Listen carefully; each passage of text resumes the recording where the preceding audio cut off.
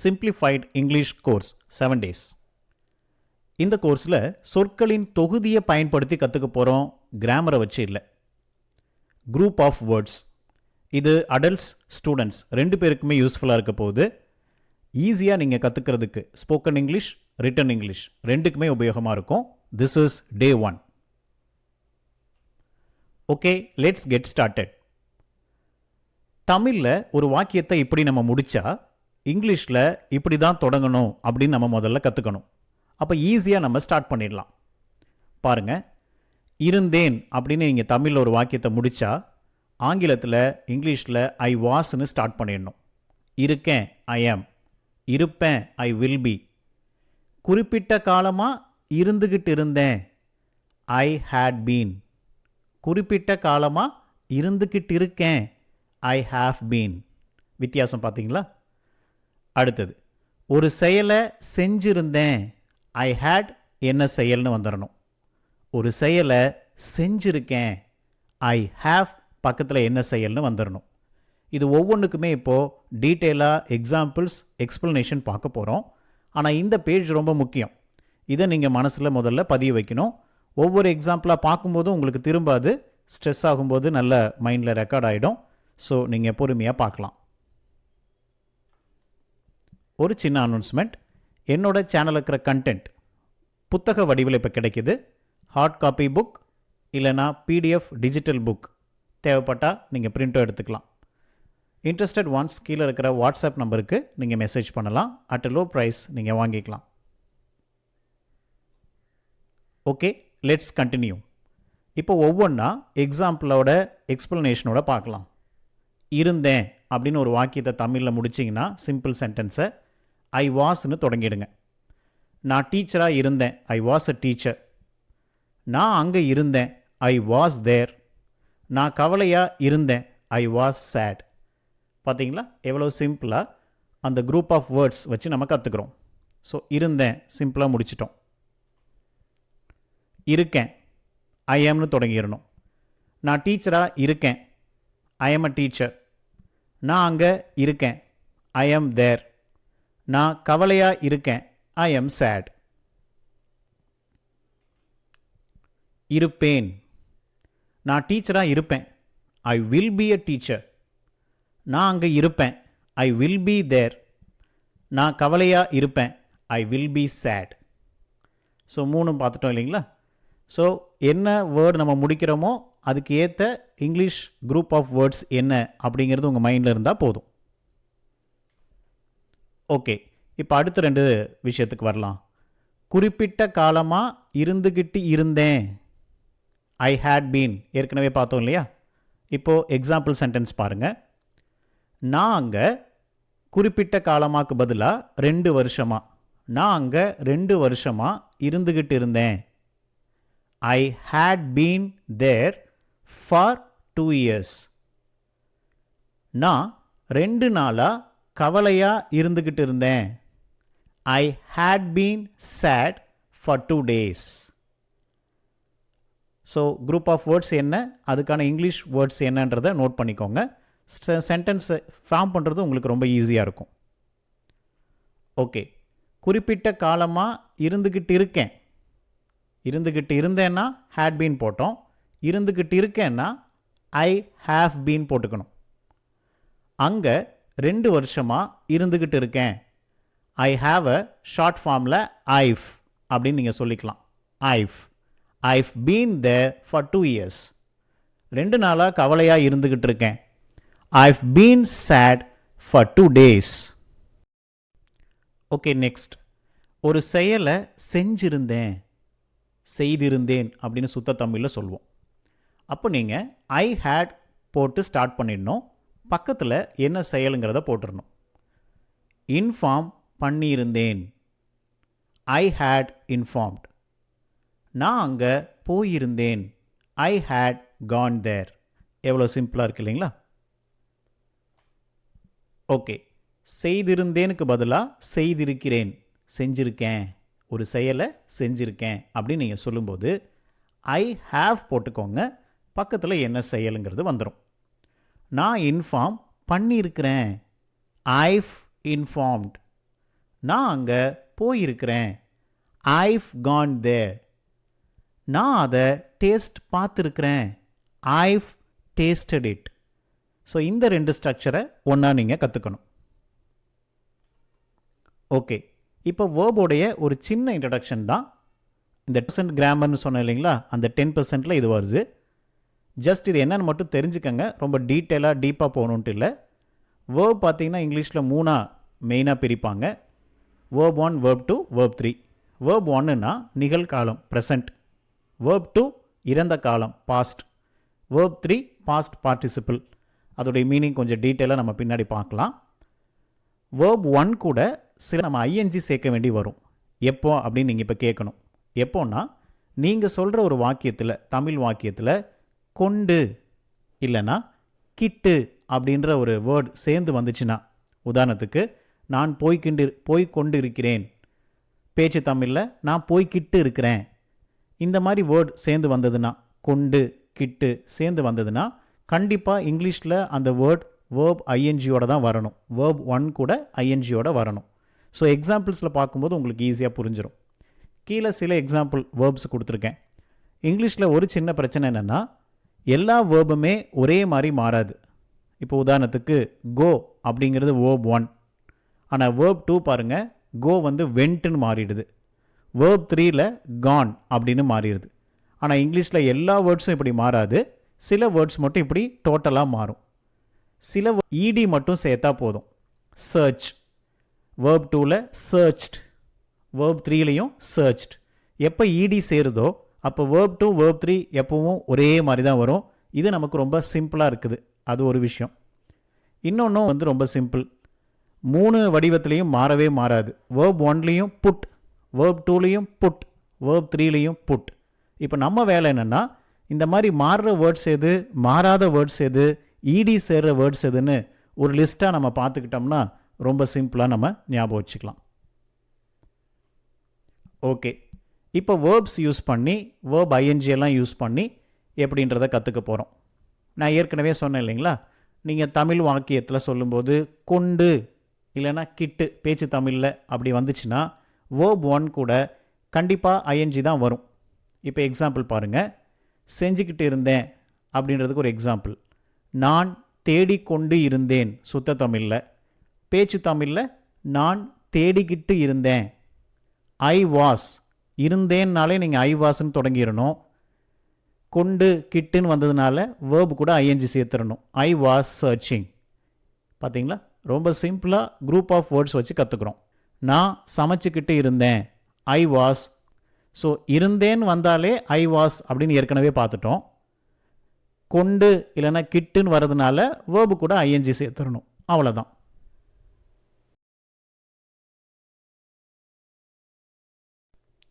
Okay, next செஞ்சுக்கிட்டு இருக்கேன். செஞ்சுக்கிட்டு இருந்தேன் இல்லை, இருக்கேன். இருக்கேன்னாலே நீங்கள் எப்படி ஸ்டார்ட் பண்ணிடுவீங்க, கிட்டுன்னு வந்ததுனால வேர்பு கூட வேர்ப் 1 கூட ஐஎன்ஜி போட்டுடணும். நான் தேடிக்கிட்டு இருக்கேன், ஐ ஆம் சர்ச்சிங். நான் சமைச்சிக்கிட்டு இருக்கேன், ஐ ஆம் குக்கிங். ரொம்ப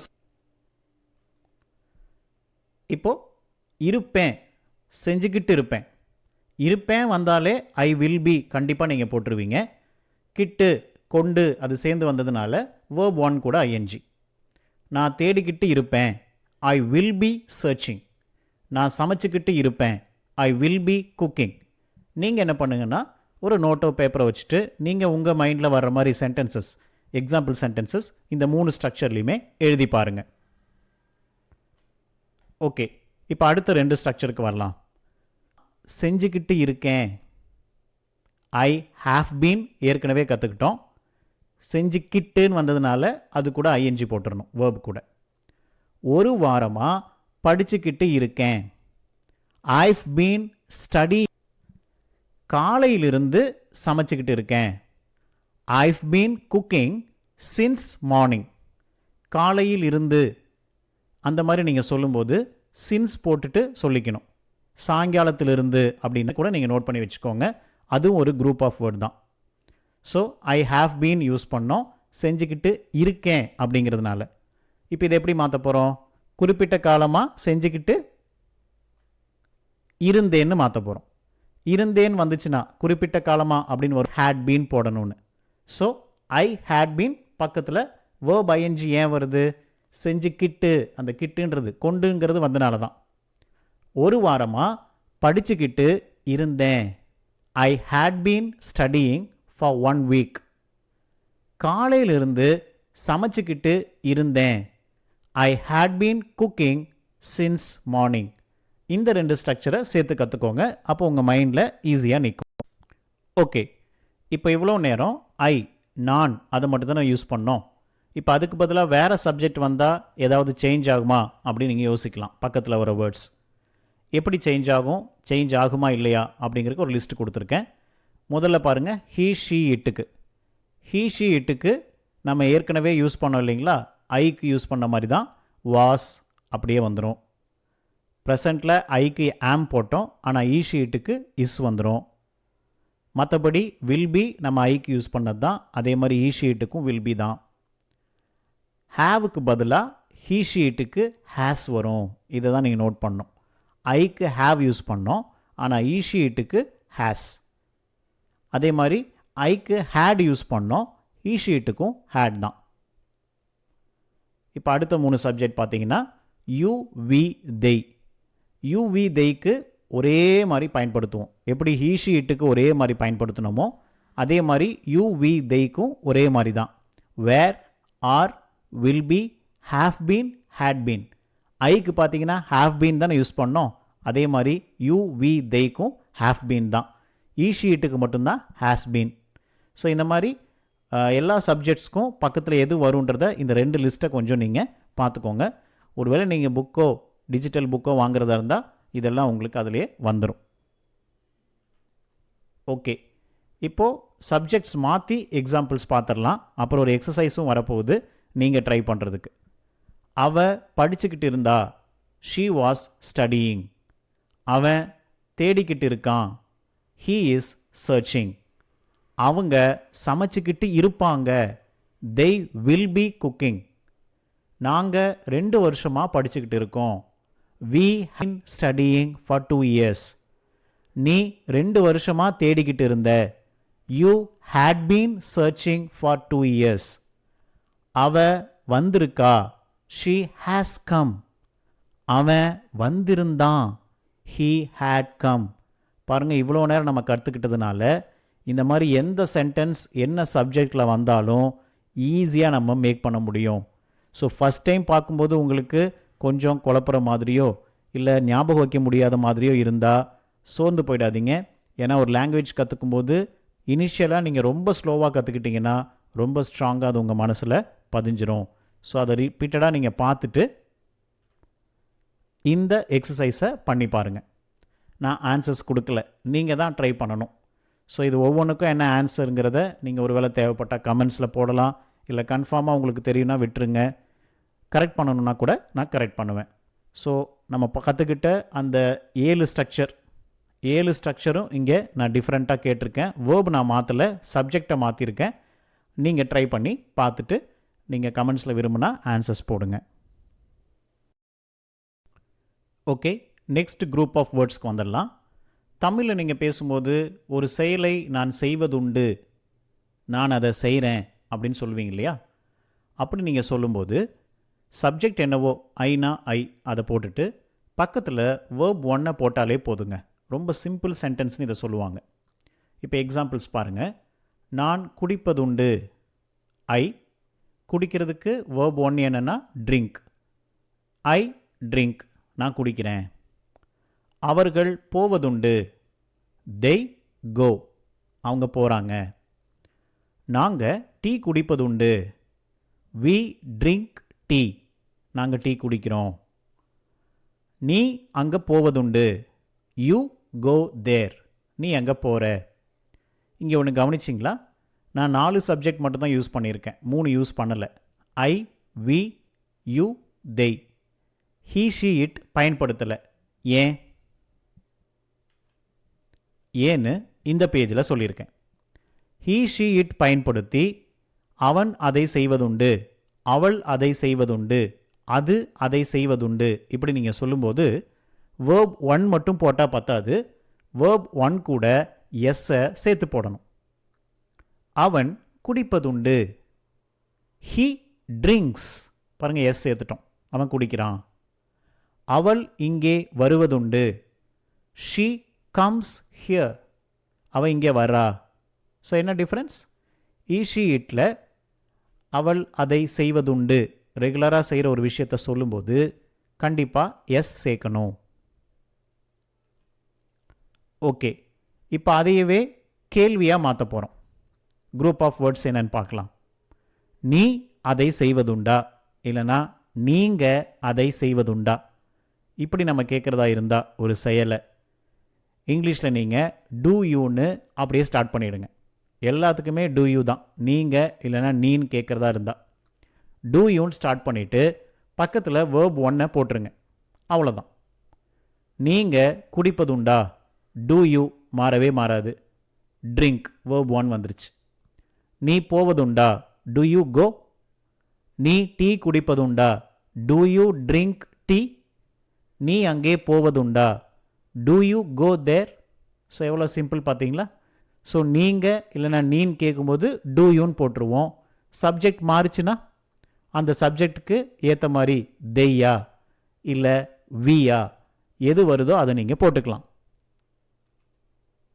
ஆனால் ஹீ ஷி இட் மட்டும் எப்போவுமே ஸ்பெஷல் தான். ஹீ ஷி இட் வரும்போது அவன் போவதுண்டா அப்படின்னு நீங்கள் கேட்கும்போது டூ ஹீ கோ அப்படின்னு கேட்டுறக்கூடாது. டூக்கு பதிலாக டஸ் போட்டுக்கணும். அவன் போவதுண்டா, டஸ் ஹீ கோ. அவள் வருவதுண்டா, டஸ் ஷீ கம். அது விளையாடுவதுண்டா, டஸ் இட் ப்ளே. ஆனால் பட் அவங்க குடிப்பதுண்டா, டஸ் போடுவீங்களா? போட மாட்டீங்க. ஏன்னா ஹீ ஷி இட்டுக்கு மட்டும்தான் டஸ் வரும், மற்றது எல்லாத்துக்குமே டூ தான். அவங்க குடிப்பதுண்டா, டூ தே ட்ரிங்க். ஓகே, இப்போ அடுத்த குரூப் ஆஃப் வேர்ட்ஸ்க்கு வந்துடலாம். தமிழில் நீங்கள் ஒரு செயலை நான் செய்வேன் அப்படின்னு நீங்கள் சொல்கிறதா இருந்தால் இங்கிலீஷில் எந்த சப்ஜெக்ட்டுக்கும் ஒன்று தான் வரும். ஹீ ஷீட்டுக்கெலாம் மாறாது. செய்வேன் அப்படிங்கிற அந்த விஷயத்தில் வில் பக்கத்தில் வேர்ப் 1 இவ்வளோ தான். நீங்கள் சப்ஜெக்டே பார்க்க தேவையில்லை. Group of words I will, they will, we will, he willனு ஒரே மாதிரி தான் வரும். ஓகே, இப்போ எக்ஸாம்பிள் சென்டென்ஸ் பார்த்துடலாம். நான் குடிப்பேன். பார்த்தீங்கன்னா அதை செய்வேன்னு சொல்கிறேன். நான் குடிப்பேன். I will drink. வில் பக்கத்தில் வேர்ப் 1.